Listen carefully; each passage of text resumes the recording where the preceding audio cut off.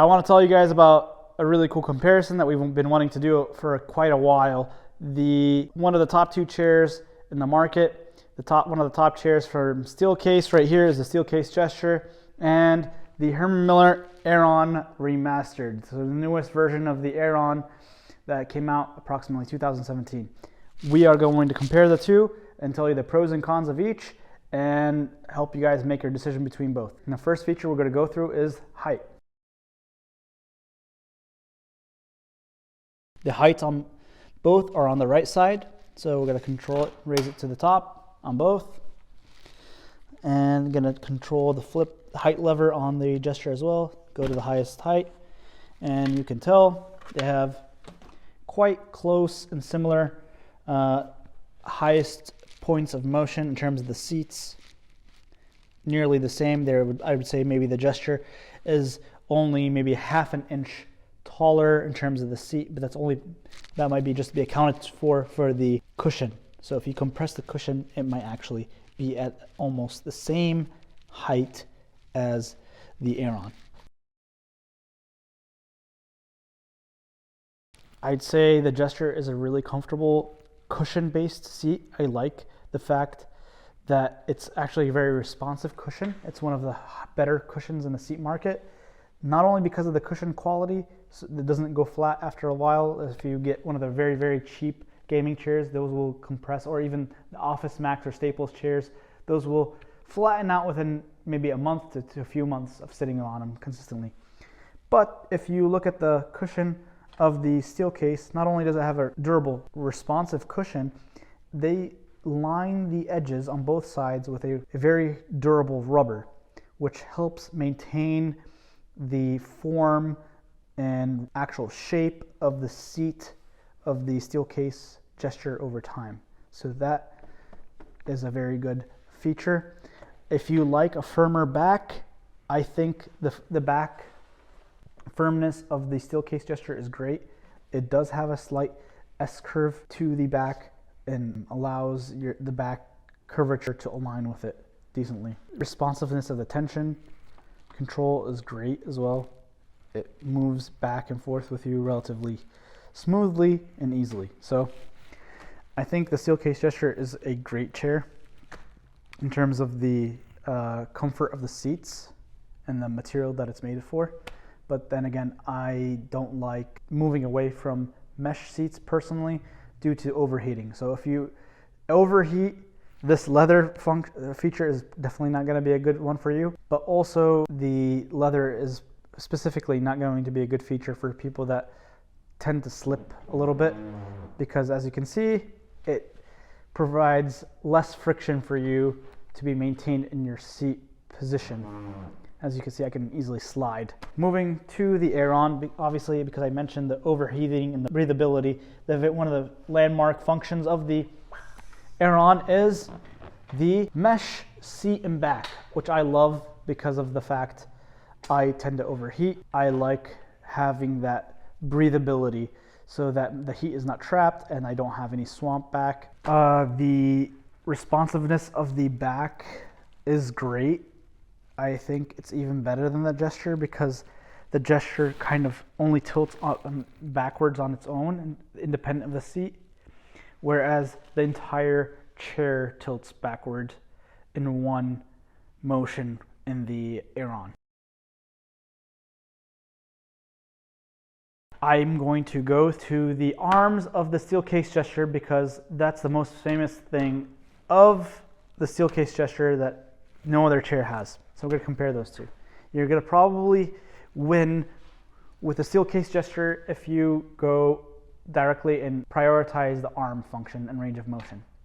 And here's why. The Steelcase Gesture is the only chair in the market that has pivot points in the back. The elbows are adjustable in and out from this particular standpoint.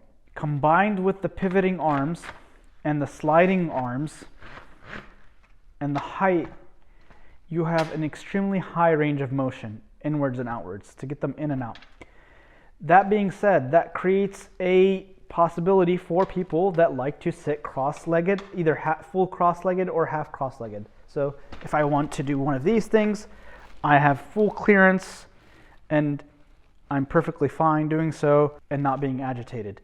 Similarly, because it's full cushion on both sides, me putting my ankle here or my foot here would not be inhibited as it would be with the Aeron. If I did that cross-legged motion here, even if I avoided the arms, I would be putting some point of my bone structure of my ankle or my foot on plastic, and it's not going to be very comfortable, as I will demonstrate in a few seconds. So that being said, it makes it one of the best chairs, and some people, including guitarists, actually love that about this.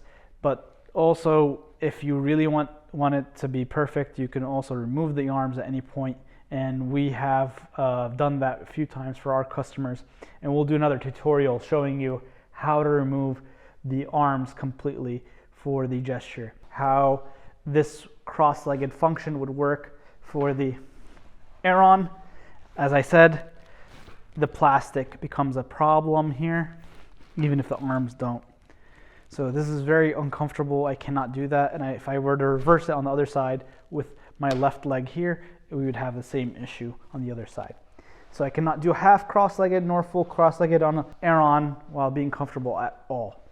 The arms, however, are really great. They do have a decent range of motion in terms of the height adjustment. There's flip levers on the back, which lock the height, rather than the little buttons on the bottom. They're a little bit annoying in that you have to reach backwards, but they're not that terrible. It's a very smooth mechanism. The arms pivot like the Steelcase do, and they also do have a vertical sliding motion as in the Steelcase Gesture as well. But like I said, because of the fact that these elbows don't actually pivot inwards and outwards, doesn't have that extra range of motion that the Gesture here would have. That being said, the Gesture probably wins when it comes to the arms. I think the Aeron wins when it comes to the seat mesh. Both have tilt locks. The Aeron has a tilt lock, 90 degrees, 110, and then all the way. So 2 locks and 1 free-floating unlocked position. So there's that. Whereas the Steelcase Gesture has 1 additional locked setting that the Aeron does not have. So it has 90 degrees, 110, 130, and then the final click all the way back. The Steelcase Gesture might win in terms of the tilt lock feature as well.